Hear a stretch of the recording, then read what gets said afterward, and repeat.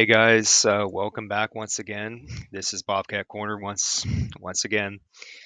This is Stephen Bitch chiming in, and obviously this is one of those videos where it's just optional for me to make. And considering it's bowl season, this is just like a postseason kind of thing. Um, Obviously, most people are focused on the college football playoff, and rightfully so. But there are other bowl games going on for other teams that have had successful enough seasons. And we're going to talk about two of them here in this video. So if you guys are interested in this following bowl game that I'm going to be talking about, at least briefly, just feel free to share your thoughts about this game. And yeah, let's just get right to it. Now, when bowl season was announced, and they were pairing up all these teams together for these bowl games, even before the conference championship weekend came and went. Uh, Not many people had a clear enough idea about. Not many people had a clear enough idea about how it was going to measure up. But as you guys could see, it turned out to be very well for matchups, and particularly here, it would be between the Ohio Bobcats and the Jacksonville State Gamecocks. Now, these are not just two ordinary teams facing each other in what is called the Cure Bowl. In Cure Bowl, it has to relate to cancer research and things of that nature. So that's why it's called that. But anyway, the Ohio Bobcats and the Jacksonville State Gamecocks, both these teams are here for a reason. They both won their respective conferences. This is a battle of conference champions, albeit both these teams they were not able to make it anywhere near the college football playoff, but these two teams are talented. The Ohio Bobcats uh, coming off a historic victory of sorts, and we can call it that because they ended a 56-year drought between winning MAC championships, and it's just quite a remarkable achievement for this university. I've already talked about it in that live stream about a week ago, following that just wonderful MAC championship victory over the Miami Ohio Redhawks, 38-3. What an amazing victory that was! I can't get over that still. I'm just still amazed by that, by all intents and purposes. But yeah, Bobcats are here for a good reason. They took care of business. They went 10-3 for that entire stretch of the season with the MAC championship. So they're accepting the invite to Orlando, Florida, to play in the Cure Bowl. It's going to be Camping World Stadium, I believe. That's the name of that place. And they're going to be facing the Jacksonville State Gamecocks. Now, the Gamecocks, they won their own conference championship game. They are the Conference USA champions, the Jacksonville State Gamecocks, and they have their own talent. They uh, have their own fill of talented players on their roster. Although, as I'm going to mention here shortly, they have had some players opt out of this game, the Gamecocks. So that's something worth noting because that's always an issue going into the bowl games. You are going to have teams that are going to have players that are just going to opt out of the bowl games and just start hitting the transfer wire, the transfer portal, as they call it. And that's definitely the case for Jacksonville State. And for both teams, both the Bobcats and the Gamecocks, they are going into the Cure Bowl not having their head coaches that coach them throughout the season participate in this bowl game. And that's going to be for another topic for some time later on. I'm not going to get into that in this episode. I'm basically going to be talking about the Ohio Bobcats team in this episode because the team should matter and the team has to come first. That's what I believe. So, yeah. Anyway, the Ohio Bobcats, they took care of business, as I said. It's well known what they've done throughout the regular season and the MAC championship game. So I want to take this time to focus on our opponent, the Jacksonville State Gamecocks. And I've taken some notes, I've done some research on the Gamecocks, what they're about. Um, Here are some players that we should take note of. And to my knowledge, I believe all these players are still on the roster for Jacksonville State. To my knowledge, I don't think they've hit the transfer portal in any way. And let me check that real fast before I get started here. I want to make sure I get this right. Yeah, I think I'm good. Anyway, so let's just get started with the quarterback, Tyler Huff, for Jacksonville State. He had a great season for the Gamecocks. He was really the key point of their offense. For the season, this past season, Tyler Huff, he completed 157 of 259 pass attempts for 2,179 yards. That's quite a bit of yards. And 13 touchdowns, and he did throw 6 interceptions. But overall, that's good stats. Those are good stats for a quarterback in college. And on the ground in the running game, Tyler Huff, he had 215 rushing attempts for 1,343 yards and 14 touchdowns.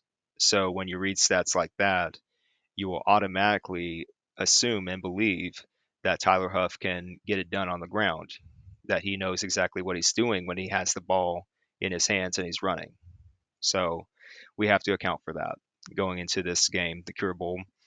And speaking of running, running back Trey Stewart, uh, he's had his moments for the Gamecocks this year. 264 rushing attempts for 1,601 yards and 23 touchdowns. So the head coach who did coach the Gamecocks this year, Rich Rodriguez, who has accepted uh, the coaching position for West Virginia. It's all well reported. You'll see it all throughout, college football news headlines. But Rich Rodriguez for Jacksonville State this past year, uh, he found great ways to utilize his talent, including running back Trey Stewart. So you can tell where this is going when you're analyzing this team, Jacksonville State. And so let's just switch over to the wide receivers. Cam Vaughn for the Gamecocks. He had 39 receptions for 620 yards and 4 touchdowns. And also wide receiver Michael Petway. He's had 25 receptions for 454 yards and 3 touchdowns. So you can't say enough about how well Jacksonville State has played when it comes to offense. They know how to utilize their players on offense. They know how to get the wide receivers open. They know how to utilize the running game for both the running back and the quarterback. They have it all well planned out. Let's just say it that way. And when you go over to the defensive side of the football, Jacksonville State has done good things there too. I mean, they're not typically known for having a great defense, but they've had a solid enough defense this year to make anybody worried. So with that in mind, particularly I want to focus on the secondary for Jacksonville State because I think that's going to be key for this game in the Cure Bowl for the Bobcats to pick apart. So let's just go with the Gamecocks defense here, talk about their stats. Safeties in particular. Safety Fred Perry, 33 solo tackles, 76 total tackles, 2 tackles for losses, and 3 sacks. So he can get to the quarterback with the speed. He's got enough power to just take down the quarterback if he has to. Safety Antonio Carter, 71 total tackles, 38 of them being solos, 3 tackles for losses, 1 sack, 1 interception, and 1 pass deflection. And then we go to the cornerbacks. Cornerback Jameer Latimer. Hope I'm saying his first name right. Jameer Latimer. 32 total tackles. 19 of them being solos. 3 interceptions for 30 yards and 3 pass deflections. And cornerback Jabari Mack. 27 total tackles for 17 solo tackles, 1 tackle for loss, 2 interceptions for 30 yards, one of which he took for a touchdown, pick six, and 2 pass deflections. So that's it in a nutshell for Jacksonville State. Um, I will provide a link for you guys down below so you can check out the stats for the Jacksonville State Gamecocks, and you can go through their entire season to see how well they did, both on offense and defense. And just from my observations, from what I can see, uh, definitely good talent on that team. Respectable talent, good talent, strong talent, and definitely they have enough personnel on their player roster still right now that you can account for, and you have to game plan for. So that's what's at stake here in the Cure Bowl. And yeah, the Cure Bowl, it's just one of those games where it is a postseason game technically, but it's not like there's all that much on the line, and that's kind of like part of the issue with bowl games these days. But still, nonetheless, it is a reward. It should be seen as a reward for the Ohio Bobcats and the Jacksonville State Gamecocks. And I do believe that both teams are going to show up overall for this game in the Cure Bowl down in Orlando, December 20th, Friday. I think it will be a noon kickoff, so it will start early on Friday. And because that same night, you're going to have the college football playoff start with Indiana at Notre Dame. So games like this, the Cure Bowl, that's a good setup leading to Indiana Notre Dame. That's probably how they set it up. But yeah, I do find this to be an interesting matchup. If these teams were to have played in the regular season, it would have been a very interesting matchup because there would have been more on the line then. But even now, there's still plenty on the line. The Ohio Bobcats right now, what's on the line for them, for all the players on the Ohio Bobcats, what's on the line for them in this game is that they're chasing history. Just a little piece of history they're chasing. I mean, it's not much, but it's definitely something worth going after. They're going for their 11th win this season. If they get this game, if they win the Cure Bowl, they improve to 11-3 overall, and they would finish that way, 11-3, and that would be the most wins out of any Bobcat team in school history. Look it up. Look up the stats. Look up the history books for the Ohio Bobcats football team throughout all these years. No Bobcat team has accumulated 11 wins. So just that alone, that's worth going after. And I truly believe the Bobcats players and coaching staff, they recognize that, they're going to embrace that, which they should. So yeah, and one more thing, I was going to get to this, and now I'm going to get to it now. Okay. Um, Transfer portal. It's obvious that when you have bowl games like this, there are going to be some teams that are going to have some players opt out. That just happens. It's only natural that it happens. For the Jacksonville State Gamecocks, from what I'm seeing now, I'm utilizing 24/7 Sports, by the way, to get my information. Let me count them: 1, 2, 3, 4, 5, 6, 7. As it is now, the Jacksonville State Gamecocks have 7. Count them, 7 of their players opting out and hitting the transfer portal.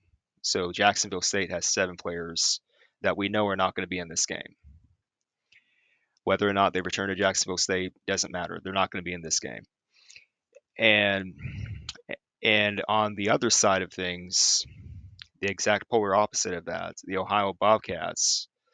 I've been keeping track of this for the last few days now. The Ohio Bobcats transfer portal 0. Grand total of 0.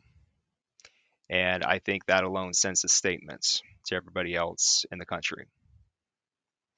Now, that's definitely a story that we're going to have to keep an eye on as time goes on here. 0 players. 0. So I want you guys to keep an eye on that as time goes on here, even after the Cure Bowl. Obviously, the players of the Ohio Bobcats, they bought in. They've embraced this role, this opportunity to play in the Cure Bowl. It's something that matters to them, as it should. And I just want to take this time out to make a big shout out to the Ohio Bobcats players. Guys, you earned this. Um, You guys did a great job this year. You deserve obviously a pat on the back, but you definitely deserve um, all these accomplishments that you're getting this year, guys. You've earned it on the field. You did what you have to do, and everybody in Southern Ohio, Southeastern Ohio, especially in Athens, Ohio area, guys, we're proud of you. I just want to let you guys know that we're proud of you. We're happy for you. We appreciate and respect everything that you've done for us this year. And I continue to believe this, guys. Stay together. No matter what happens uh, going ahead here, stay together. Stay the course. Um, and just overcome all your battles. No matter what happens, stay together. Uh, what a season you guys had, and just go get it. Just go get that victory in the Cure Bowl down in Orlando. Let's just let's show them one more time. Let's show them just one more time this year what Ohio Bobcats football is all about. Why not? Let's do it. Anyway, yeah, I just want to get this out here. Not much is going on my end lately, and yeah, I just want to get this video out. If you guys have any comments on this bowl game matchup between the Bobcats and the Gamecocks, let me know in the comment section below. Give this video a like. And if you like this content in general that I put out, please subscribe, hit the notification bell, do all that. Share this video with your friends, with other college football fans, and yeah, just let me know what you guys think. Thank you all so much for following Bobcat Corner, for supporting this channel, STV Castle. Um, Thank you so much for really giving Bobcat Corner a chance this year. I really appreciate it. It's been quite the journey for me this year, as you can tell. So yeah, this is Stephen Vitt, and I'll be coming back for more content later on down the road. Thank you all so much.